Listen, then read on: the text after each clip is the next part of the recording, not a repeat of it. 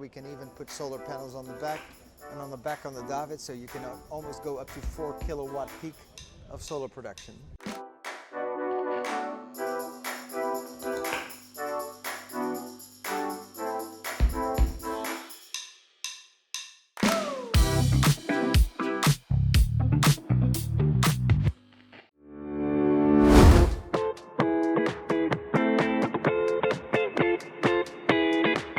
Let's have a look around your beautiful boat, Igor. We're just going to follow you and you can show us what you like about it. Well, welcome on the VAAN R5, which is our 49-foot version. We also have a R4, 42 feet, and an R6, which is 58. So this is sort of in the middle there. What they all share and what this R5 demonstrates, I think, is a nice connection between the outside and the inside. It's really nicely connected, and I think that's important, that one could be really interested in the sailing, get a splash of water in his face, and the other person could be interested in something else. It's like a floating home in a way. So inside here, we keep spaces open. We design our boats really for owners, not so much for the charter companies. And therefore, sometimes we get the question, isn't this wasted space? No, space is luxury. Space is a way to pass each other without bumping into each other. We have a nice dining setup here. So again, it's a nice connection. I think sailing is a fantastic way to explore the earth, but it's also a great way to do that together. So the social aspect, the connection, I think is well defined here in this interior design. It's beautiful. It really is a beautiful boat, and it's such a nice feeling to it as well, and this calm, even with the doors open. A lot of thought goes into the use of materials, of course the sustainability of it, but also the practical side of it, the acoustics, the cleaning, etc. One other design requirement was that if you sit down here, I got a 360 view of the horizon. So I'm not just looking up towards the sky. And as you can see behind me, this is a massive pane of true glass. It's insulation glass, so it keeps the temperature out or in, whatever your climate is. And it is full glass. So if that is a testament to our aluminium hull, because with a catamaran, the two hulls always twist. And they make the interior and the woodwork crack, but they would make a window like this break in a minute. So you can tell from this pane of glass how strong. So you've got the stiffness. How strong that aluminium hull is. Yes. I think having this glass, having this light, when you sit down seeing the 360 horizon, not just the sky, that allows for you to be on board much longer. Otherwise, at some point you're going to say, listen, I want to be on the shore again because I need freedom. That freedom is here. And I guess, like if I look at the pillar next to you, I guess that's where the mast is going down there. And I mean, you can just see that is where a lot of this lovely atmosphere is coming from. Right, yeah, well, actually this is unusually big for a sail. Usually this is just a column. But the way we designed it is that all the lines for controlling the sails run through this and then run all the way back to the boat, to the cockpit. And you see a V structure on the back, which then there you control all the lines. So we're going all the way through here. Right. And then you've got the lines on the back. And this so is the lines come famous from the mast column and they come back up here. You can actually tell from this little hatch how they arrive to this place. And what that means is that to control the boat, to sail the boat, you never have to go forward. You can control the whole boat just from these two helms being right here. That's comfort. It's nice. You stay with your friends or your family, and it's also safe. You know, if there's foul weather or you have to stay close to each other, then you can, because you control the whole boat from here. But tell me about the lines, because obviously we've got the lines running through the floor here. What happens if one of them snaps or it needs replacing or something like that? Right, Can you actually so get to there's them? a few inspection hatches where you can connect a new one. It will take about 2 minutes to replace a line, because there's a bunch of lines there. You just pull one through, attached to another line. Because that's the last thing you want when you're on an ocean journey or something, is not being able to service the boat. It's a valid point, of course. You can make everything hidden and tucked away, but at some point you also need to be able to maintain it, or for rescue or for safety. So that's why the lines do come out of the mast. I mean, it would have been even more minimalistic to keep them all in the mast. Inside the mast, But just before they enter that column, they come out of the mast, so you can cut them with a knife if you need to, or put a new one in. All right then. Cool. Should we have a little look down Sure. on the deck? Or? So this is the 3-cabin version. Yeah. We also offer the R5 in a 4-cabin version. The 3-cabin version I like because that means the port side hull is one big owner's hull. Yeah. One big hotel room. Let's come down. I always prefer the 3-cabin version. So. We're standing right now in the midsection of the owner's hull. This is what we call the walk-in closet. It's got massive storage space. If you look at these drawers, they come out real far. So these are deep, deep drawers and closets.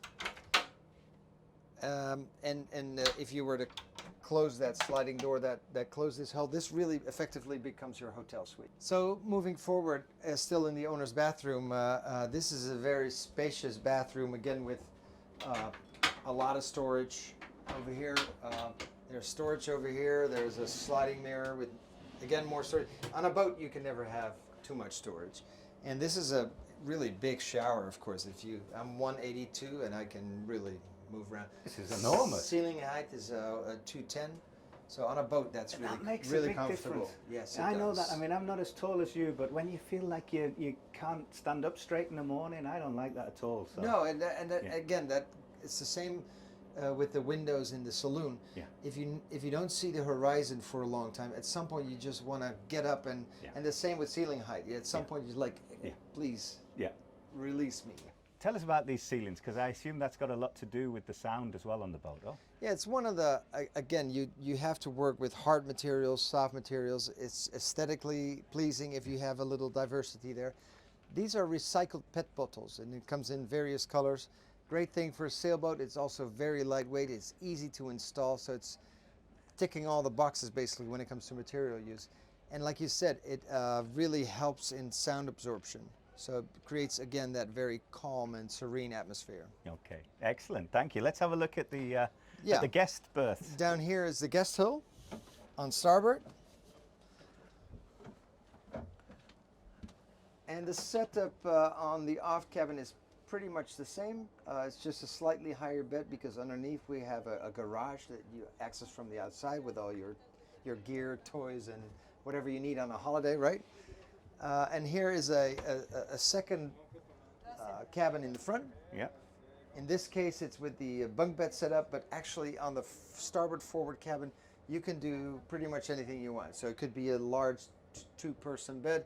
We've had requests for a gym there, or maybe I wanted to ask you about the gym. I'm fascinated by this because when you look on YouTube and stuff, you don't see many vessels with gyms. But I would have thought there'd be a lot of people who own a boat that also, want to be able to do sport. I know it's a very sporty thing to do, live on a boat. Yeah. But if you're a live-on, that would be one of the first things I'd want, is some kind of sports. Well, we've had the requests that start, and it also goes to our philosophy. We're not building 100 of these boats a year, right? Yeah. So we really want something exclusive that is made for you. It's not a custom boat, we can personalize it very much, particularly in the interior. So if somebody says, I want a gym there, or I want a workshop there, or I want my office there, that's all very possible. It's beautifully made. And let's have a look at the guest head as well. So that's right. Yeah, this is a nice, small, but very functional guest bathroom. So if your kids are sleeping in the guest hall or friends, they're happy to share. And that space is then used on additional storage and instead of another toilet and another shower. Let's have a look on the deck. This is a great helm, huh? Yeah, that's also something to point out. This helm station is really mirrored, so you don't have a dominant helm position. You can pick either side depending on if you're docking on either side. We lay this out for individual customers, so however they want their dashboard laid out, we can lay it out. And you have a fantastic view of the sails, fantastic view of where you're going, and a great connection still with your company. This section is cloth with an aluminium frame. That's just, it's to give you shade and protect you from the rain. So this is a lightweight solution. And the other benefit is that we put all the antennas inside here. So the Starlink antenna and the GPS are just under this cloth so they don't get stolen. No lines get tangled around them, and they don't get damaged from the UV. And it's another clean solution, right? And it looks better. Yeah. Correct. Yeah. Excellent. This is what we call the roll bar. Here's the main traveler for controlling the mainsail. Another change, I think, is everybody wants handrails here. Of course, you got to grab, but we integrated the handrail on the bottom so that you don't see it, but it's certainly there. You know, big portions of solar panels. We can even put solar panels on the back and on the back on the davit, so you can almost go up to 4 kilowatt peak of solar production.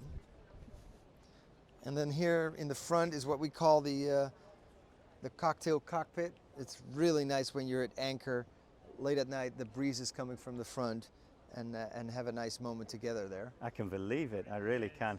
It's a self-tacking jib, and then goes to making sailing really easy and comfortable. You can tacking, all it takes is turning the wheel. It's a one-person job, or even the autopilot's job. It's fantastic, it really is. And we just have open space.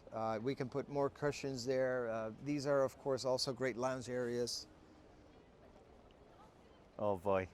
I sometimes feel like the trampoline sells the catamaran, right? Yeah, I mean, it's, I love being on that when you're sailing.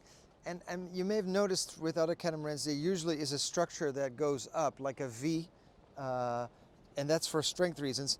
But because our aluminium hulls are so strong, we can actually run that V down to the corners of the hull. And that means, again, an unobstructed view towards the front. And kids love running and jumping into the water on that side. I like sitting here also with my back against the glass. It's all these areas, depending on where the sun is, depending on where the wind is, they offer places to be. Yeah, and you feel it. You feel like it's somewhere you'd like to live. It's somewhere you'd like to spend some time on. Yeah. You know, and not just like a holiday charter, like you say. It feels like a boat that, you know, you could really spend a lot of time on. I think that is exactly the big difference, is to design to really be rather than be a passenger. Yeah, yeah. Wow. I have to say, I'm pretty jealous of your customers. I think maybe one day I'll be one of them as well. But nice but to yeah, hear, I nice think to hear. you know, you're building dreams for people. Like many people here, you've built a dream for yourself, right? And now you're building dreams for other people as well, right? That's exactly. It started as a small concept for ourselves, and now I think I love that it's now becoming a brand. And, yeah. Excellent. And I mean, just talking about yourself as well, you know, before you did this, you were also big in sustainable energy as well, right? So it's not the first sustainability project you've had, right? No, that's true. I mean, I do come from a prior business that was dealing with generating your own power with solar production or wind production, and I just feel that if we want to have a low impact economy, then we have to be more careful with what we consume. And I think the best way to do that is if you generate it yourself. If you bake a cake yourself, it's going to taste better, right? And you're going to be more careful with it. You're going to not leave crumbs. And I think that goes also for, I see people that are really not so much into sustainability, but once they have solar panels, they look at their app and they see how much they're saving and how much they're making. That's the greatest effect, I think. It's like on our electric car, when you set off and you're supposed to arrive with 10% and you get there with 20%. You're like, I beat the system. Yeah, that's it. So, it is. I think you could never, I could never, and Nienke could never start a company, particularly building, let's say, products for the top of the pyramid, right? That's a pretty, you know, you can debate that choice, but we really love making these boats. But we better make sure that they are no impact to current generations, to the current ecology or the future. So that's a must for us. You're just ahead of the game. That's all you are, ahead of the game. I wish we were not. I wish we were not, but it seems that it's still a novelty. Unfortunately. Well, you know, we often say, at the moment, if it's not profitable, it's not sustainable. That's right. 10 years from now, I think if it's not sustainable, it just won't be profitable. That's it. Very good point. Very good point. Great that you're investing in the future. You're investing in the future of your business, but you're also investing in the world that our children are going to grow up in. Save the planet. All right. Thank you so much, Igor. You're welcome. Really impressed. Thank you. Thank you. Cheers. Bye-bye.